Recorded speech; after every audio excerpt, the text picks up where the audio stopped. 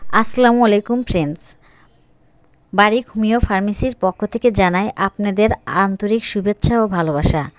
আজকে যে বিষয়টি নিয়ে কথা বলবো সেটি হচ্ছে পিত্তথলিতে পাথর বা গল স্টোন হলো পিত্তথলিতে গল ব্লাডার জমে থাকা কঠিন বস্তু, যা সাধারণত পিত্তর মধ্যে থাকা উপাদান যেমন কোলেস্টেরল, বিলিরুবিন, যা লবণের অসম্পূর্ণ ভারসাম্যর কারণে তৈরি হতে পারে। এটি বিভিন্ন আকার এবং সংখ্যাও হতে পারে। প্রাথমিকভাবে কোনো উপসর্গ নাও দেখা দিতে পারে।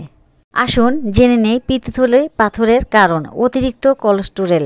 পিত্ত স্বাভাবিক মাত্রার তুলনায় বেশি কোলেস্টেরল থাকলে এটি জমা বেঁধে পাথর তৈরি হতে সাহায্য করে। অতিরিক্ত বিলিরুবিন। বিলিরুবিন রক্তের লোহিত কণিকা ভাঙার ফলে তৈরি হয়। লিভারের রোগ যেমন সিরোসিস বা সংক্রমণের কারণে বিলিরুবিন বেশি হলে পাথর হতে পারে। পিত্তথলি সম্পূর্ণ খালি না হওয়া। পিত্তথলির মধ্যে পিত্ত জমে থাকে এবং সঠিক সময়ে খালি না হলে পাথর তৈরি হতে সাহায্য করে। জেনেটিক কারণ। পারিবারিক ইতিহাস থাকলে পিত্তথলির পাথরের ঝুঁকি বেড়ে যায় অনেক সময়। ওজন এবং খাদ্যাভ্যাস। স্থূলতা বা বেশি ফ্যাট ও কোলেস্টেরল সমৃদ্ধ খাবার খেলে ঝুঁকি বেড়ে যায়। দ্রুত ওজন কমানোর প্রক্রিয়াও পাথরের সৃষ্টি হতে পারে অনেক সময়। হরমোনের পরিবর্তন। গর্ভাবস্থায় বা জন্ম নিয়ন্ত্রণ বড়ির কারণে এস্ট্রোজেনের মাত্রা বেড়ে পাথরের ঝুঁকি বাড়ায়। জেনে নেই পিত্তথলির পাথরের লক্ষণগুলো কী। অনেক সময় কোনো লক্ষণ দেখা যায় না, তবে কিছু পাথর পিত্তথলিতে আটকে যায়। তখন সাধারণত তীব্র পেট ব্যথা, সাধারণত ডান দিকের উপরিভাগে বা পিঠে ব্যথা, বমি বমি ভাব বা বমি হয়। অনেক সময় হজমের সমস্যা, যেমন চর্বিযুক্ত খাবার খাওয়ার পর বিশেষভাবে হজমের সমস্যা হয়। জন্ডিস, চোখ ও ত্বকের রং হলুদ হয়ে যায়। জ্বর ও শীতল অনুভূতি পিত্তনালীতে সংক্রমণের কারণ হতে পারে। পিত্ত পাথর থেকে প্রতিকারের উপায়। স্বাস্থ্যকর খাবার খাওয়া, চর্বি ও কোলেস্টেরলের পরিমাণ কমানো এবং আঁশ সমৃদ্ধ খাবার গ্রহণ করা। ওজন নিয়ন্ত্রণ। ধীরে ধীরে ওজন কমানো, কারণ দ্রুত ওজন কমানোর ঝুঁকি বাড়ায়। পর্যাপ্ত পানি পান করা। শরীরের বর্জ্য সহজে বের করে দিতে সাহায্য করে। নিয়মিত ব্যায়াম শরীর সুস্থ রাখতে সাহায্য করে।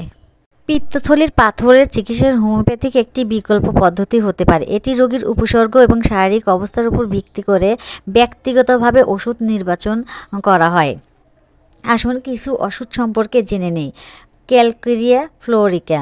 লক্ষণ। ডান দিকে পেট ব্যথা, যা পিঠে বা কাঁধে ছড়ায়।